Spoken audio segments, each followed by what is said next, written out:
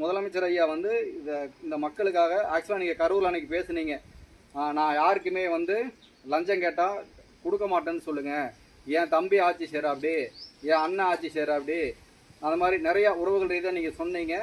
எங்கள் விஜய் தான் ஆட்சி, இதில் வந்து நாங்கள் லஞ்சம் கொடுக்க மாட்டோம் அப்படின்னு சொன்னது நீங்கள் கொஞ்சம் வைரல் ஆச்சு.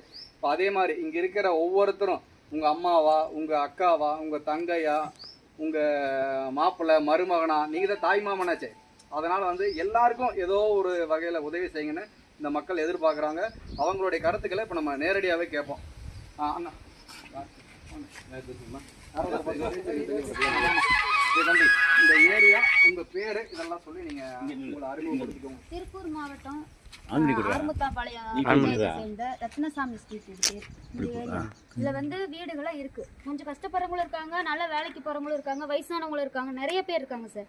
படிக்கிற குழந்தைங்க முதற்கொண்டு இருக்காங்க, கை குழந்தைங்க இருக்காங்க. நான் வந்து ஸ்கூல் படிக்கிற வயசுல வந்தேன். எனக்கு இப்போ வந்து 27 வயசு ஆச்சு. ஆனா இந்த 27 வருஷமா வந்து ஆட்சிக்கு வரவங்க என்ன சொல்றாங்கன்னா, நீங்க வாங்க நாங்க பட்டா தரோம், நீங்க வாங்க பட்டா தரோன்னு சொல்லி இப்படியே கூட்டம் கூட்டுறாங்களே தவிர எங்களுக்குன்னு இந்த பட்டாவுக்காக எதுவுமே பண்ணது கிடையாது. இன்ன வரைக்கும் எங்களை யூஸ் பண்ணிக்கிறாங்க, அவ்வளவுதான். தவிர நாங்களும் ஓடுறோம், ஓடி வரோம், போறோம் வரோம், எல்லா இடத்துக்கும் போறோம், அவங்க கூப்பிட்ற இடத்துக்குலாம் போறோம்.